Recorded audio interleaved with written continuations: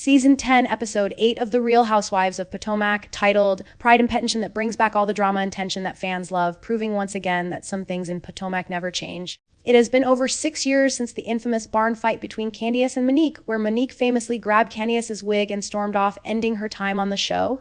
Looking back, not much has changed in the Potomac world. Everyone is divorced. Candiace has moved her drama from music studios to podcasts. Ashley is still messy. Gizelle won't put a man on camera. And of course, the political climate remains the same.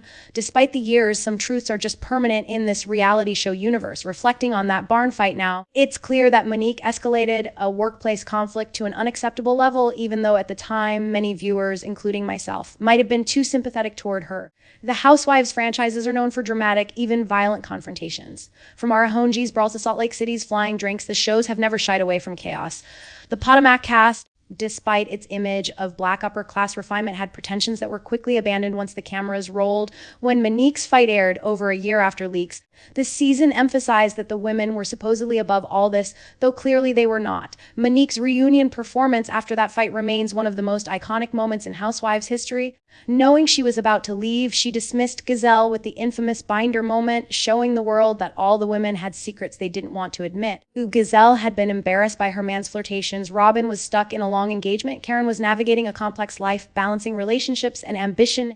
And Ashley was married to someone she described as Grim Reaper.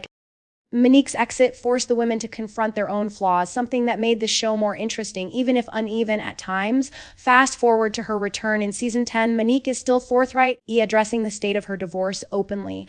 Unlike other housewives who use the show to safely build careers and platforms, Monique admits that the show prolonged her marriage far longer than it should have lasted. In the past, she likely held on to it out of competitiveness, not wanting Gizelle to have an upper hand, and to maintain her image of a perfect black family with wealth and influence. Now, hearing the women reflect on those years without unnecessary drama feels refreshing. Gizelle can acknowledge the stress she saw in Monique's marriage, a conversation that wouldn't have been possible 5 years ago.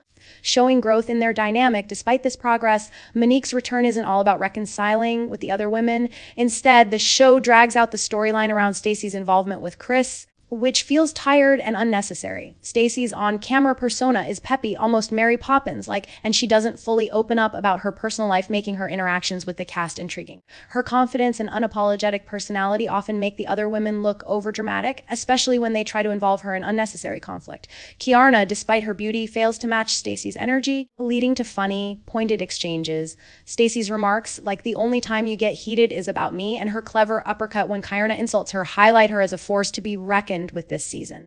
Meanwhile, other dynamics in the episode continue to unfold. Angel's ongoing feud with Wendy seems increasingly irrational. Her husband isn't even concerned, and every time she dramatizes the situation, it makes her appear less credible.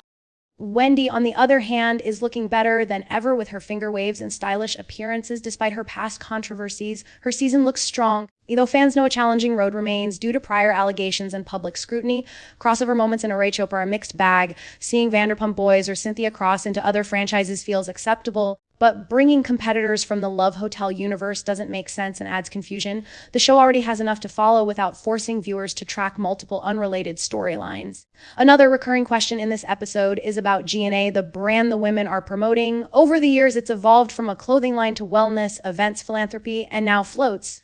Despite all the hype, it's unclear what the brand is actually selling, leaving fans wondering if it's just another vanity project rather than a legitimate business.